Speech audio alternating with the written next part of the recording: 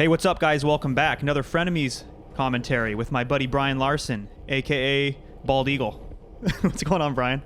Not too much. How are you today? Good, man. Hey, we got something special today. We have more Cat 4 footage sent by a fan. I could talk about this stuff all day. I love watching these Cat 4 races. So in case you guys forgot, send your footage to NorCalCyclingVideos at gmail.com, and we'd love to do commentary and talk about it. But today we have the Scarborough Criterium Cat 4 field. Justin from Team R-Cube sent me this footage. He came out with a couple of teammates, and if you guys remember Justin, he's sent me some other races, Brinkerhoff, and Justin's got a big, powerful sprint on him, but they're mixing up their game this time. Justin sent me some notes with this race, and he told me he is not the designated sprinter today. He's going to try something a little cheeky with a half a lap to go, and it's a little bit weird because every other race he's the guy with the big 1400 watt sprint, but they're mixing it up today, and how do you feel about that, Brian, when guys mix it up? Yeah, I think it's always a little risky, but racing's a little risky, and so making sure you're focused on having a purpose with what you're doing. So if you're being unpredictable on purpose, like a sprinter going a little early, that's not a bad idea. It calls out, it makes people question what they're doing, and as long as you're the one taking the initiative and it puts everyone else on their heels, it's not a bad idea. Yeah, unpredictability is not a bad thing, and I should be a little bit more specific. Justin told me his plan was to go with about a half a lap to go, and he was going to draw out apparently this superstar sprinter named Carter, who is their main competition in this race, specifically called out. So they wanted to draw him out, mark this attack that Justin's going to put in, and then his teammates were going to follow in the draft and then do this counter attack with 200, 300 meters to go from sprinting range. So they came in with a very specific plan, which is always nice to have a plan coming into a race. It's nice to be talking at least about strategy with your teammates.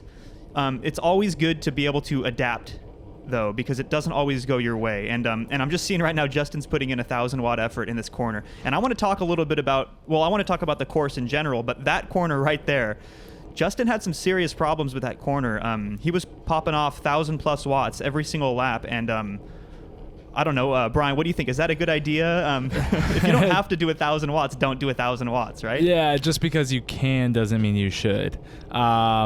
Yeah, so I think one of the things that's odd is if you notice right now he's doing 0 watts.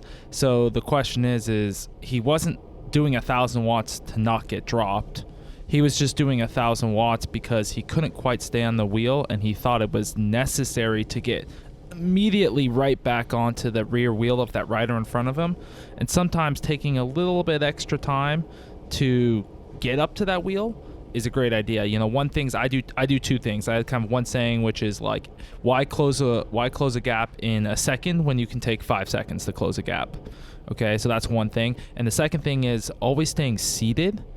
I always use that as a rev limiter. So it forces me, because you can't do 1,000 watts standing, seated in your saddle. So forcing yourself to stay seated allows you to just naturally hold back and not go too hard on the exits of these corners.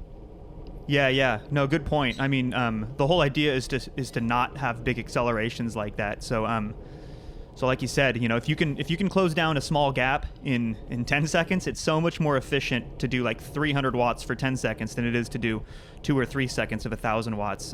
Even though it might not feel like it at the time, but those catch up with you. Those accelerations, you only do them when you absolutely need to. I watch guys like Holloway, who I always look up to as one of the smoothest crit racers, who never does unnecessary surges like that in speed, and he wins tons of races. Basically every race he enters, it seems like he wins. He wins more races than he loses these days. Yeah. So this is a windy course. It's a 4-corner crit, kind of longer laps. They're coming into this longer leg here, and this is the tailwind section. So you'll see some flags. It's basically a straight tailwind, and then as they come through the last corner, which is kind of a sweeper, they are met with a pretty stiff headwind on the sprint finish to the line, which still has I want to say maybe 400 or 500 meters from that last corner. And what are we at now? We're at I want to say 4 laps to go. We'll check on the next lap card, but Yeah, I think we're probably like 3.5 laps to go here, so they're going to see probably 3 when they come through, somewhere around there.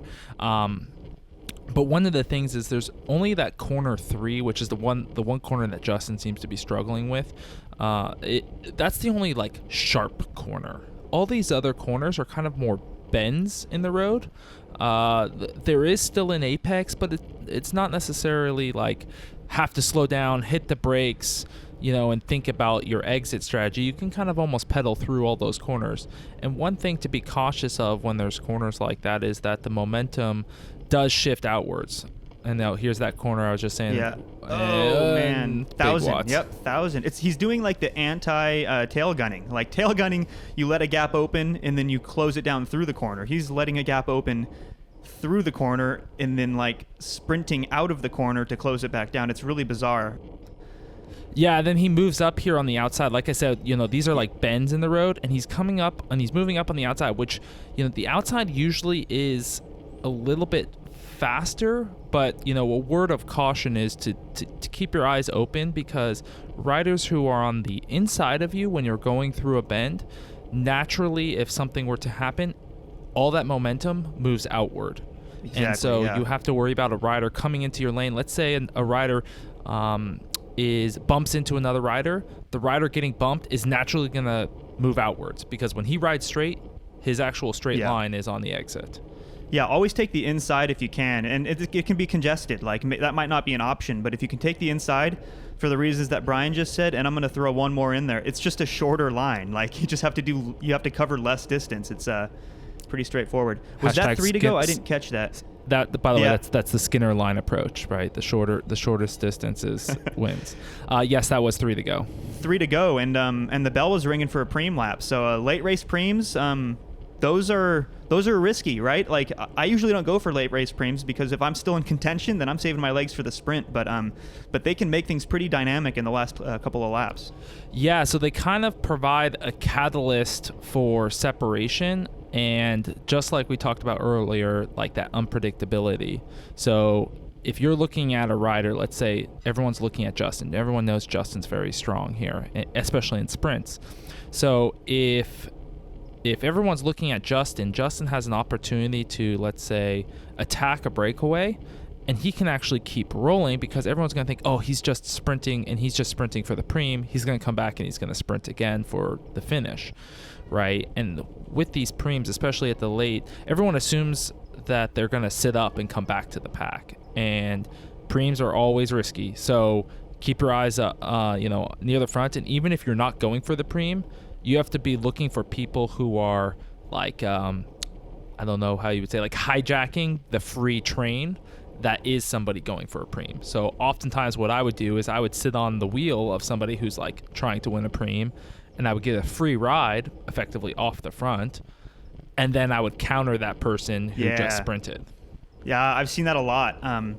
By the way, if you're not a sprinter, that is a fantastic idea. If there's a late race preem, jump on the guys who are going for the preem, and they're going to think that you are like going to try to come around them for the preem. Forget the preem. It's probably a large pizza that you can just go buy anyway. Go for the result and come around them. Like let them kill themselves for the preem, and then you've gotten separation for free, which is usually the hardest part of a breakaway is that first like 15-20 seconds of getting separation. Then come around them, put your head down, just lock it into your threshold, and especially in lower categories, like you could surprise yourself and come away with a win. Another 1,000 watts, by the way, turn 3 right there. Ouch. Yeah. And you can tell there's a scramble, right? Like we know this. There's a preem coming up. There's kind of these riders recognizing that. But at the same time, now he's doing 0 watts, right? So a lot of 300 would have been better than a little bit of 1,000, like we said before. Yeah, and then riding yourself kind of into a place where you have no exit too. That's something else I want to talk about really quick. Noticing like he has a rider at his 10 o'clock and he has a rider at his 2 o'clock. So let's say something were to happen. Let's say there was a crash in front of him. He would have nowhere to go. Let's say a rider were to attack from the front. He would have nowhere to go. He would literally have to back out the back of one of these riders and then come around the long way. And by that point, that rider is gone. So always make sure you have an exit. Yep. And here is 2 teammates, by the way, in front of him. They have They have like dark blue and black shorts. The guy with the red shoes right there, that kid right in front of him. Those are his teammates. So they're all up here in the mix. And it looks like, did somebody go for that preem? Yeah, it looks like there's a little bit of separation. Like I said, Justin's a little farther back here. He's, I don't know, surfing like 10, 15 wheels back here. And somebody went for it, and he was not in a position to respond. And now he's scrambling, right? He's taking the outside line. He's scrambling around. He's doing work upwind, right? The wind's coming from the left here. And he's he's on the side unsheltered side. That's a problem. Because he's probably scrambling. He's trying to get to the front. And those 2 or 3 riders are off the front there.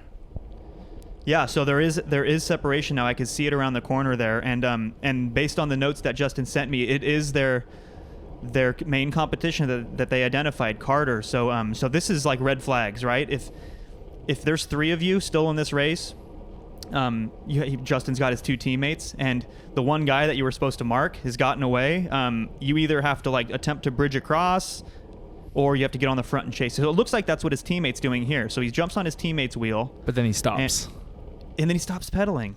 It's like he carried all that momentum towards the front in the wind, and then he stops pedaling. Now it's 3-4 riders wide, so now they're slowing it down. So it's kind of weird. Like, they're racing almost as if they have somebody in that break, right? That's how I would race if I had a teammate in the break. Yeah, exactly. And, you said it yourself. There's 3 riders, 3 teammates, all on Justin's team here. So, and if Justin's not the designated sprinter, and he's trying to help his teammate, get in a position to win that race. Yeah. They as a team collectively have to be in position to win that race. And right now they're not in the position to win. No, they're losing the race. They're losing the race right now. And so Justin's sole responsibility should be to bring that back. Or one of the other teams, right? One of the other teammates, and that if there's 3 of them, right? Yeah. So, but based on their conversation before the race, and let me get to this in a second, I just want to point out that was so painful to watch both him and his teammate do that corner so poorly, and like let these gaps open up. But I don't want to harp on that too much. We've talked about that quite a bit. But all 3 of them are together here, and they're sitting 4th wheel, 5th wheel. They have to commit. It's almost as if, so they had a conversation before the race. They have this very clear plan in their minds, and I think the problem they're having is like, something has interrupted their plan, but they're not willing to adapt. So like Justin's like, I was going to go with a half a lap to go. But they have to adapt now because the situation has changed. It's not all together. They're losing their race. And because Justin kind of described himself as being the sacrificial lamb, I think it's on him. The burden is on him right now to get to the front, do an effort, not necessarily try to bridge. It might be too late for that. It depends on the gap. But, if the gap is unmanageable, he's got to get to the front. He's got to put his head down and just start pulling. Like, not try to drop everybody in the process, but just get to the front and do a solid pull. You know what I'm saying? Yep. Long, steady pull, right? Don't do the sprint attack from behind, and make your teammates work as hard. Like, you should be winding up slowly, making sure everyone can stay in your draft, and actually, what we call that kind of welding, like welding the group back together. Yeah. Stitch it back up. Yep. So they're on the last lap now, and it's like, for every second that goes by here, I'm just getting more and more worried that break is not coming back because nobody is willing to get to the front and do work at this point. I see a couple of other guys, maybe with one teammate, these 2 guys with the red and blue jerseys, but it's like nobody is really taking up the pace at the front. There's a little injection in speed right here, but what's happening is somebody gets to the front and wants to take this hero pull, thinking they can bridge across. Then they burn out. Everyone's tired from getting strung out. That was a bad line. These lines are so bad. Always take the inside, please. Yes. That's exactly what you were saying earlier in this commentary, Brian. Like inside, whenever possible. But now they just have to get to the front. Like they have to immediately because now we're 1,200 meters. We're getting right towards the end now, and all of his 3 teammates are like in good position. They just need one of them to get to the front. It's like they all think they can win the sprint at this point. Yeah, it's not very like they are not riding like they are on the same team. Yeah, right. That's perfectly put. It's almost like they're not even wearing the same jersey. It's like they're almost competitors at this point. So let's see how it works out. Let's see if this break comes back. But right now, it's just looking like everyone wants to be towards the front, but not at the front. This looks very Cat 4 to me.